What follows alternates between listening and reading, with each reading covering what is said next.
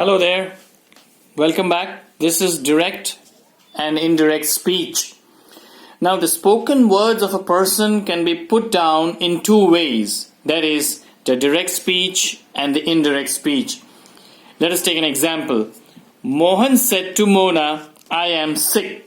Now here, I am sick. These are the exact words spoken by the person. Here, it's Mohan, who is the speaker. These exact words are put in inverted commas, or they are also informally known as 66 or 99, as they appear when they are enlarged. But when another person, that is neither Mohan nor Mona, reports the same thing, then it becomes the indirect speech. Now let us take a look at the different parts of the sentence that I've mentioned over here. Here Mohan is the speaker. This said is a reporting verb. I'll get into the details later. Mona is the person who is spoken to, and these are the exact words of the speaker. Now if the reporting verb is in the present tense, this is the reporting verb. Now here, this is the reporting verb. This is in present tense. Then there is no change of the tense of the actual words. I'll explain this with the same example. Mohan says to Mona, I am sick. So Mohan says to Mona that he is sick. See, the tense did not change. Of course, there would be change in the pronouns and the other things associated with the sentence. Now, another condition. If the direct speech expresses a historical fact, or a habitual fact, or a universal truth, then too, there's no change of tense of the actual words. Now let me exemplify this. She said, the sun sets in the west. It's a universal fact. So, there'll be no change over here. She said that the sun sets in the west. This remains the same. Another example. He said, honesty is not the best policy. So he said that honesty is not the best policy. Is not remained as is not. This is a universal fact. So, just like I told you, anything that is a universal fact, a historical fact, or a habitual fact, the tense of the exact words of the speaker won't change. Now let's take a normal simple example. Mohan said to Mona, I am sick. So the reporting verb is in the past tense, so all the changes would occur in the tense of the exact words of the speaker. So Mohan said to Mona, you can also write Mohan told Mona. Both are equally correct. Mohan told Mona that he was sick. So here am changes to was. Now let's take a look at the rules for the tenses when you're transforming direct speech to indirect speech. First, simple present transforms to simple past. Present continuous transforms to past continuous. Present perfect to past perfect. Present perfect continuous to past perfect continuous. Simple past to past perfect. Past perfect remains as past perfect. Past perfect continuous to remains as past perfect continuous. And the future tense, that is shall or will, would change respectively to should and would. Now, rules for change of words expressing nearness, time, place, distance, auxiliaries, etc.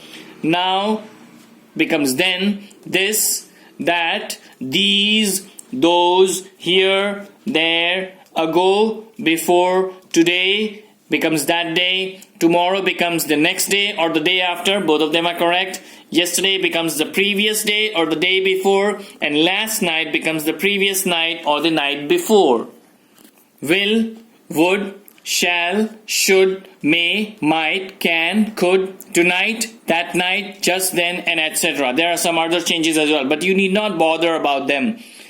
Now, next, rules for pronouns. I transforms to he, she, or it, depending on the sentence. My changes or mine changes to his or her, or hers or its, because his and his remains the same. For her, it also changes to hers. For me, to him, her or it. We, to they, us, them. Our or ours changes to their or theirs, and you or your changes to him or her.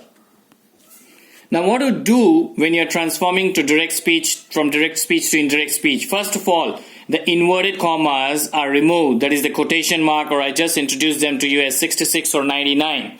Then second thing, conjunction that is used, not in all sentences. I'll deal with it later. Pronouns and verbs change. I just gave you a list. And the reporting verb changes according to the sense that the sentence makes.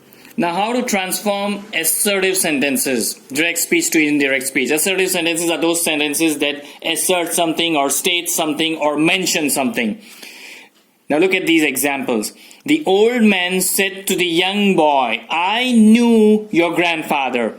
So the transformation would be the old man told the young boy, the old man said to the young boy is also correct, that he had known his grandfather. So here the past tense transformed itself into the past perfect. Your grandfather became his. The quotation marks disappeared, and that was introduced as a conjunction over here. Another one. Mona said to Mohan, I hope to see you as a pilot. Mona told Mohan that she, I changes to she because the speaker is Mona. The present tense, simple present becomes simple past, hoped to see him. You was for Mohan, so to see him as a pilot. Next, how to transform interrogative sentences. Now, interrogative sentences, as you all know, are questions. Now, look at the example. Mohan said to Mona, where is your father? So the transformation would be Mohan asked Mona where her father was. Now, is just transformed to was. Now, since it is spoken to Mona, so her father, and Mohan asked Mona where her father was. Another one. The father said to his son, will you come with me for a walk today in the evening? So the father asked his son. If, you can also use if, or you can also use whether. So the father asked his son if he would come with him, with him for a walk today. Today becomes on that day in the evening. Okay, next, imperative sentences. Now, what are imperative sentences? Sentences that are commands, requests, or orders, etc. Now, in imperative sentences, you have to keep one thing in mind. Never use conjunction that, which we normally use in assertive sentences. Now, look at the example. The captain said to the soldiers, finish this work quickly. So the captain ordered the soldiers to finish that work quickly. This work became that work. Finish remained as finish because we have not used that, and the adverb remains the same. Now here's another sentence with a request. The boys said to their father, please drop us to school today as it's raining.